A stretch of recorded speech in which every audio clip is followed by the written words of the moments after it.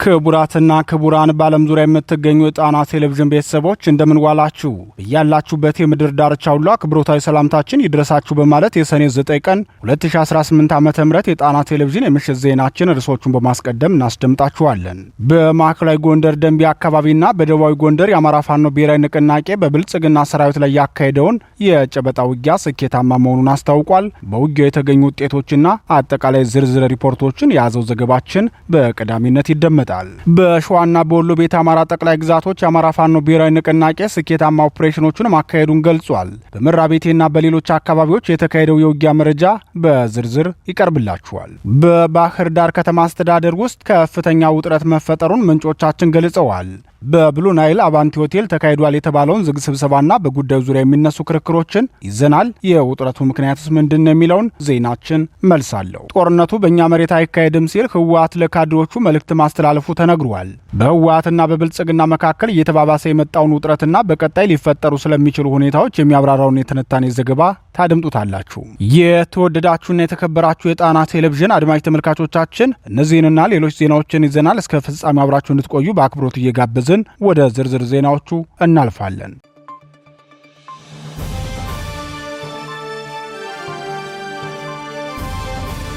የፋኖ የጨበጣ ውጊያ።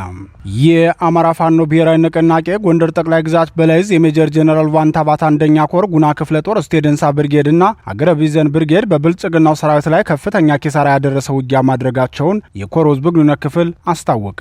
በአማራ ህዝብ የህልውና ትግል ታሪክ የመጀመሪያው ክፍለ ጦር የሆነው ጉና ክፍለ ጦር ሁለቱ አሃዶች ዛሬ ጠዋት 1 ሰዓት ጀምሮ እስከ እኩለ ቀን 7 ሰዓት ድረስ ከብልጽግናው ሰራዊት ጋር ባደረጉት ተጋድሎ ከፍተኛ ድል መቀዳጀታቸውን አስታውቋል። ለግማሽ ቀን የተካሄደው ተጋድሎ የጨበጣ ውጊያ የተካሄደበት መሆኑን የገለጸው የሜጀር ጀነራል ዋንታባት አንደኛ ኮር ህዝብ ግንኙነት ክፍል የጨበጣ ውጊያው ከጎንደር በር እስከ አሲቃ፣ ከቁንጫ ዱር እስከ ዘንግና ከአለም በር እስከ አሲቃ ጠላትን ከፍተኛ ኪሳራ ያደረሰበትን ውጊያ አድርገናል ብለዋል። የህዝብ ግንኙነት ክፍሉ አክሎም ሰራዊታችን በጠላት ላይ የቁስና ሰብአዊ ጉዳት በማድረስ የስነ ልቦና የበላይነትን በመቀማት ይዞት የገባውን እቅድ ማክሸፍ የተቻለበት ውጊያ ነው ያደረግነው በማለት የዕለቱን ተጋድሎ በዝርዝር ገልጿል። በሌላ ግንባር የኮሩ አካል የሆነው ነበልባሉ 23ኛ ክፍለ ጦር በበኩሉ በሁለት አሃዶች ባደረገው ልዩ ተጋድሎ ከወንጂ እስከ አሲቃ ቀጠና ብርቱ ውጊያ አካሂደዋል። የክፍለ ጦሩ አሃዶች አንደኛ ሻለቃና 3ኛ ሻለቃ ውጊያውን በጥምረት ያካሄዱ መሆናቸውን የህዝብ ግንኙነት ክፍሉ አክሎም ውጊያው ከወረታ ወጂና አለምበር ተሰባስቦ የመጣውን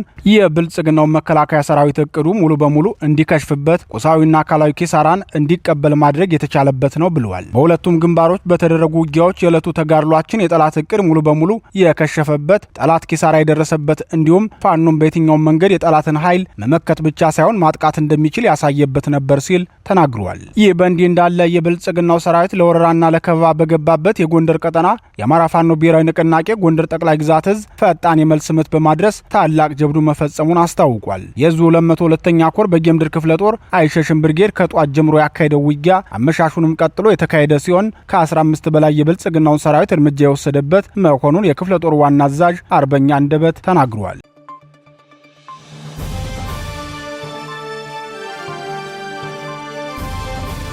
የፋኖ ልዩ ተጋድሎ በሸዋና ወሎ ቤተ አማራ። የአማራ ፋኖ ብሔራዊ ንቅናቄ በሸዋና በወሎ ቤተ አማራ ጠቅላይ ግዛቶች ስኬታማ የተባለ ኦፕሬሽን መስራቱን አስታወቀ።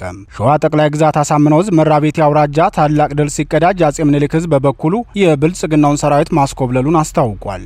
በሸዋ ጠቅላይ ግዛት መራቤቴ አውራጃ ሞረትና ጅሩ ወረዳ በተካሄደው ውጊያ የአማራ ፋኖ ብሔራዊ ንቅናቄ ሸዋ ጠቅላይ ግዛት አሳምነው ዕዝ አጼ አምደ ጽዮን ኮር ስር የሚንቀሳቀሰው የራስ አበበ አረጋይ ክፍለ ጦር ከፍተኛ ድል ተቀዳጅቷል። ከወታደራዊ ድሉ በተጓዳኝ ህዝብን ና በክላስተር የማደራጀት ስራውን አጠናክሮ የቀጠለው ራስ አበበ አረጋይ ክፍለ ጦር በቀጠናው ከህዝብ ጋር በቅርበት እየሰራ እንደሚገኝ ገልጾ የአካባቢው ማህበረሰብም የተደራጀ ፋኖ ኃይልን በደጀንነት በመደገፍ ወደፊት መገስገስ የመጨረሻ ምርጫው መሆኑን የዙ ህዝብ ግንኙነት መምሪያ አስታውቋል። የህዝብ ግንኙነት መምሪያው አክሎም በአካባቢው ነዋሪዎች ተነሳሽነት የተመሰረተው አዲስ አደረጃጀት አብዲና ጎ ክላስተር አርበኛ ኢንጂነር ናውሰናይ ብርጌድ በሚል ስያሜ አቋቁሟል ብለዋል። የሸዋ ጠቅላይ ግዛት እዝ ህዝብ ግንኙነት መምሪያ አክሎም አደረጃጀቱ የተፈጠረው በቀጠና ዋናው የህዝብን ሰላም፣ ደህንነትና ፍትህ በአስተማማኝ ሁኔታ ለማስፈን ካለው አስፈላጊነት በመነሳት ነው። በንጹሃን ላይ እየደረሰ ያለው የሰብአዊ መብት ጥሰት እንዲሁም በትምህርት ቤቶችና በጤና ተቋማት ላይ እየተፈጸመ ያለው ውድመት ሊገታ የሚችለው በተቀናጀ የህዝብ ተሳትፎ መሆኑን አስገንዝበዋል ብሏል። ይህ በእንዲህ እንዳለ የብልጽግናው 11ኛ እዝ 104ኛ ኮር 99ኛ ክፍለ ጦር አባላት የሆኑ 5 ወታደሮች ከነሙሉ ትጥቃቸው አጼ ምኒልክ ዕዝን መቀላቀላቸውን የዙ ህዝብ ግንኙነት መምሪያ አስታውቋል። የዙ ህዝብ ግንኙነት መምሪያ አክሎም ግፈኛው ስርዓት የስልጣን ጠባቂና ብቸኛ መከታ የሆነው ኃይል በመፍረስ ላይ ይገኛል። 5ቱም የብልጽግና ወታደሮች ሙሉ ትጥቃቸውን እንደያዙ 105ኛ ኮር 47ኛ ክፍለ ጦር አትሮኖስ ሻለቃን ተቀላቅለዋል ብሏል።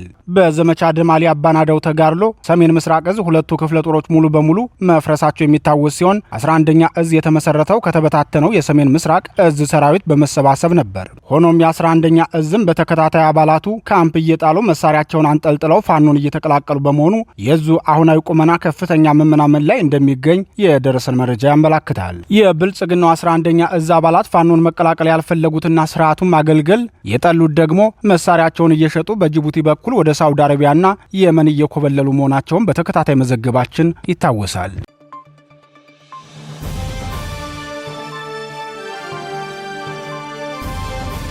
የአቫንቲ ሆቴሉ ጥብቅ ስብሰባ ውጤቶች። ከፍተኛ ውጥረት ላይ የሚገኘው የባህር ዳር ከተማ አስተዳደር ከንቲባ ጽሕፈት ቤት በስልጣን ድልድል ጉዳይ ከባድ ፈተና ተደቅኖበታል።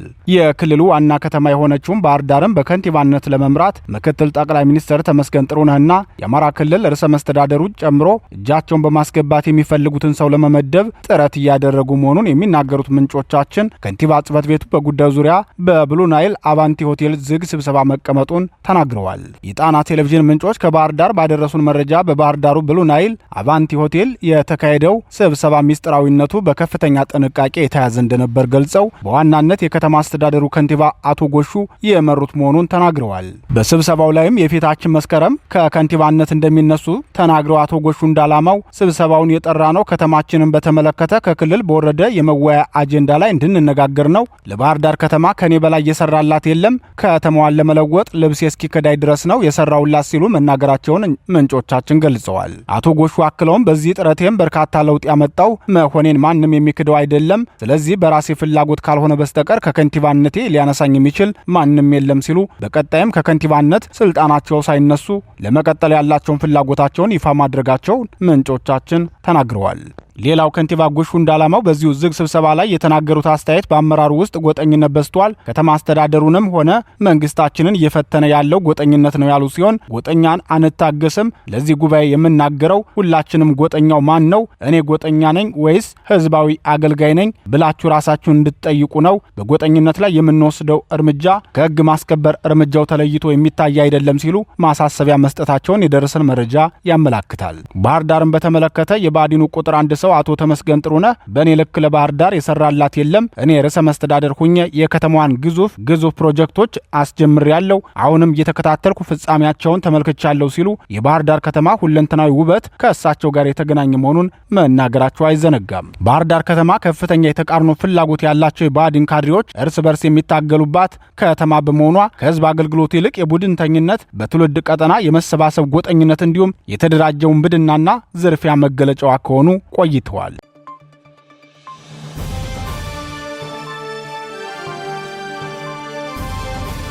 አትስጉ፣ ጦርነቱ በእኛ መሬት አይካሄድም።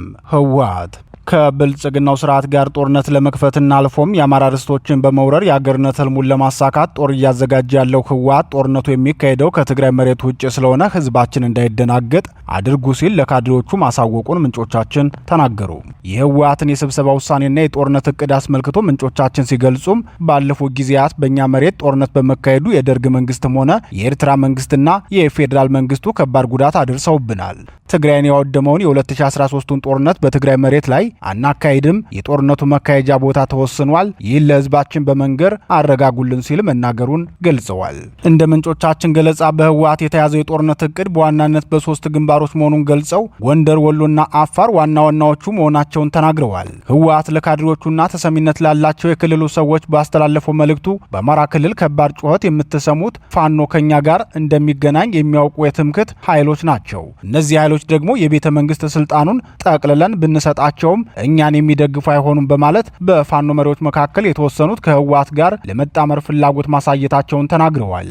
የህወሓትን እቅድ የማይቀበሉት የትምክህት ኃይሎች ናቸው በማለት የተለመደውን አማራ ላይ ያለውን ጥላቻ እንዳልቀየረ አሳይቷል። ህወሓት ጦርነቱን ለማካሄድ የአፋር ወሎና የጎንደር አማራ ቀጠናዎችን የመረጠ ሲሆን በሱዳን በኩል ከፍተኛ መተማመን እንዳለው ለካድሬዎቹ አሳውቋቸዋል። በተለይም የኤርትራና የሱዳን መንግስታት የህወሓትን አማራን የመውረድ ፍላጎት የተቀበሉ ጥቂት የፋኖ ኃይሎችም በእቅዱ ተሳታፊ መሆናቸውን ገልጾ በቤኒሻንጉል ጉሙዝ ክልል በአማራ ክልልና በሱዳን አዋሳኝ ቀጠናዎች ላይ እየተካሄደ የሚገኘውን የሱዳን ጦርነት ህወሓት በሚገባ እየተጠቀመበት መሆኑን የትግራዩ ምንጫችን ተናግረዋል። በዚህ ጦርነት የታሰርንበትን ገመድ በጣሰን ከስር መፈታት አለብን፣ ካልሆነም በታሰርንበት ገመድ ታንቀን መሞት ይኖርብናል የሚል አመለካከት በሁሉም የክልሉ ወጣቶች ላይ እንዲሰርጽ ለማድረግ ዘመቻ የከፈተው ህወሓት ከክልሉ ወጣቶችና ከአጠቃላይ ህዝቡ የጠበቀው ምላሽ እንዳሰበው አልሆነም። በዚህ የተነሳም በሳልሳዊ ወያኔ በኩል ከደርግ የ1967 አዋጅም የከፋ አዋጅ ተብሎ የተገለጸን አዲስ የቅጣት አዋጅ ማውጣቱ ታውቋል። በተለይም ህዝቡ የህወሓትን የጦርነት ጥሪ በታሰበው መጠን እንዳይቀበለው ያደረገ የጦርነት ሶቆቃ መጥፎ ትዝታ ወይም ትራውማ ስለሆነ ጦርነቱን ከትግራይ ክልል ማካሄድ ካልቻልን ደጋፊ አናጣም ብሎ አስቧል። ለካድሬዎቹ ያስተላለፈው መልእክትም ይህንን ታሳቢ ያደረገ መሆኑን ምንጫችን ጨምረው ገልጸዋል። የህወሓትና የብልጽግናው ያለፈው ጊዜ ጦርነት በትግራይ ፖለቲከኞችና በደጋፊዎቻቸው ዘንድ የትግራይ ጦርነት እየተባለ ይገለጽ እንጂ ጦርነቱ ረጅም ጊዜ የተካሄደውም ሆነ ከፍተኛ ኢኮኖሚያዊ፣ ሰዋዊና ማህበራዊ ቀውስ ያደረሰው ግን በአማራ ክልል መሆኑ አይዘነጋም። ይህ በእንዲህ እንዳለ ሳልሳዊ ወያኔ ዛሬ ባወጣው መግለጫው ህወሓት በትግራይ ክልል አዲስ የአስገዳጅ ውትድርና አዋጅ ማውጣቱ ደርግ በ1967 ያወጣውን የጭካኔ አዋጅ የሚስተካከል ጨቋኝ አዋጅ ነው ሲል ገልጾታል። የትግራይ ህዝብና ሌላው ኢትዮጵያውያንም ይህንን አዋጅ በመቃወም አጋርነቱን እንዲያሳይ ጥሪ አቅርቧል።